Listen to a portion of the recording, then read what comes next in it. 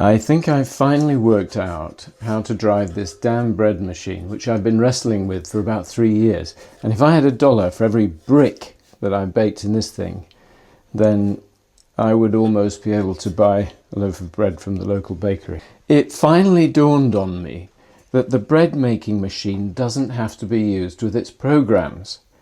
It has a dough setting, which means it acts just as a dough mixer. And it also has a bake setting, which means that it acts just as an oven.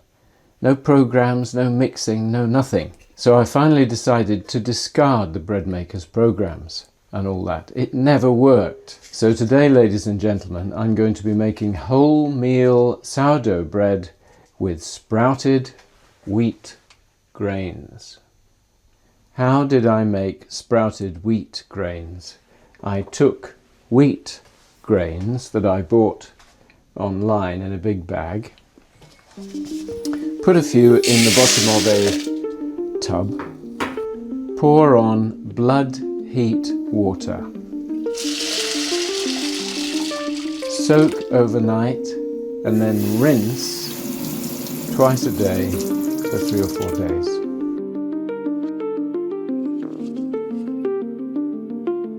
So here's the bread mixer with its paddle in it, and into there I'm going to put 1 margarine tub full of flour. Now this is mostly wholemeal flour topped off with white flour just to bring it right up to the surface.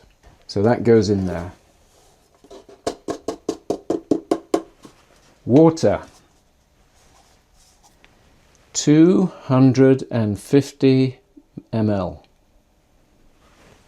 But in this case, it isn't just going to be water, it's going to be my sourdough mixture. And here it is. Now, I've kept this culture going now for probably a couple of years, and that means adding a bit of flour to it every few days.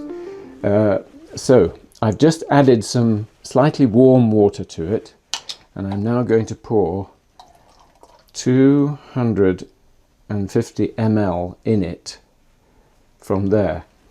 And now, of course, I've got to get this going again and keep it going. So the thing you use to feed a sourdough culture is rye flour.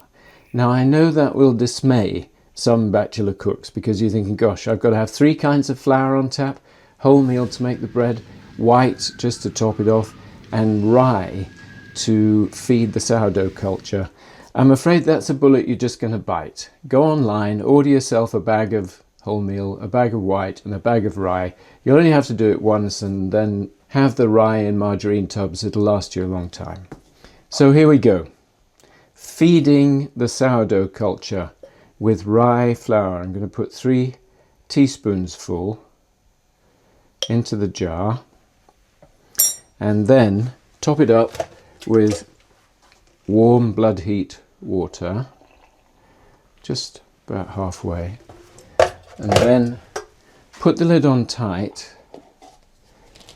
give it a good shake, and I can feel through the glass that that's blood heat, no more. And then loosen the lid because gases will come off. And then what I usually do is just leave that out for a few hours so it can sort of come back to life and start working, and then I put it in the fridge. What you won't get from me, ladies and gentlemen, is recipes with lots of numbers, and you certainly won't get weights. It's all done in household containers. This number you do have to have. It's 250 millilitres of liquid. So into the flour goes the sourdough culture.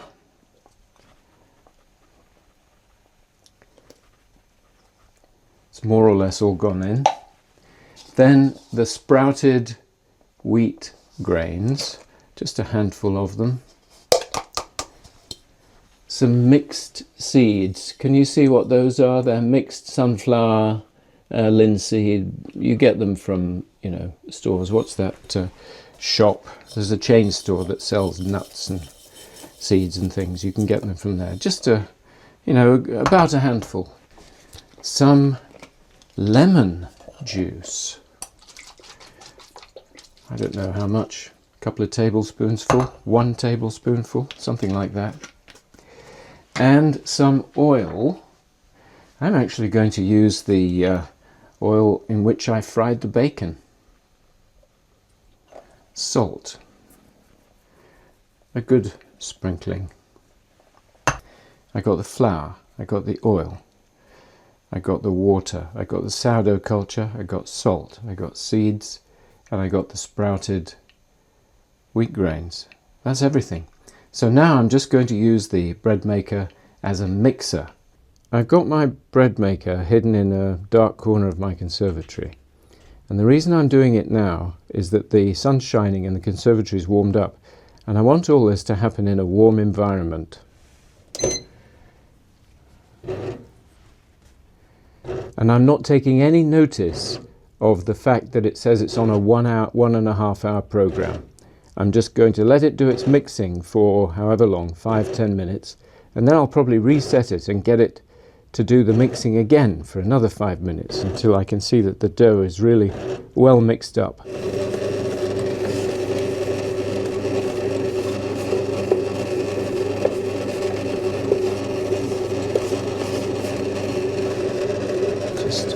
Just to mop up what's going on down there.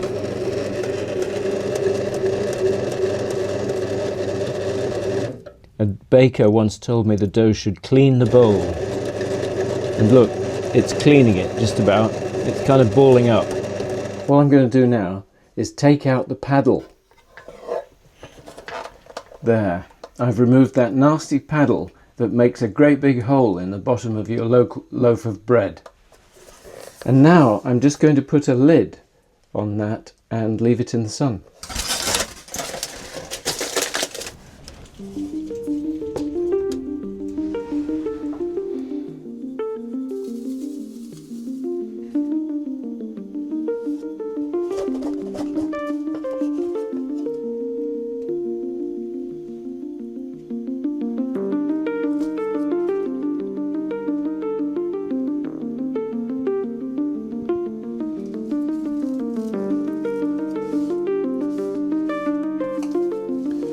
One, 2, 3, 4, 6, it's a bit stiff, 7, 8, 34, 35, 37, I can feel it now starting to gain some elasticity, 39, 79, 80, and I think that's all it needs. Now, I'm going to put it straight back into that, and because we took out the paddle, there will now only be the axle, which will make a tiny little hole in the bottom of the loaf instead of a great big one.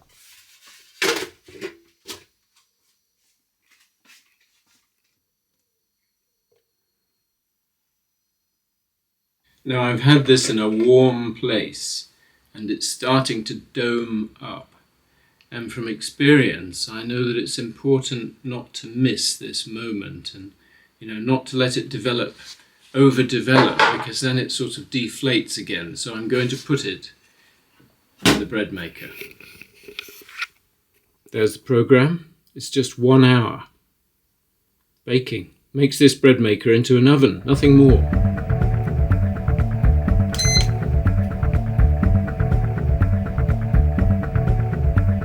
Okay, it's finished. So, let's have a look. Oh, look at that. It's nicely domed up. That's the right shape. That looks like bread. Right, here goes. There it is. Yeah, I think it's good.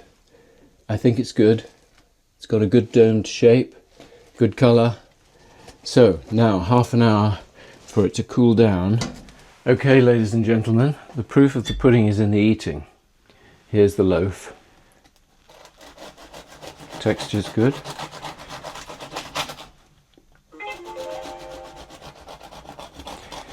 I'm supposed to be somewhere. Okay. Yeah, seems good.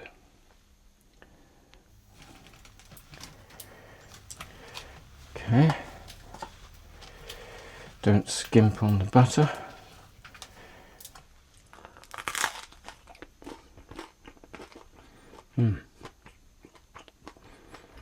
It's bread.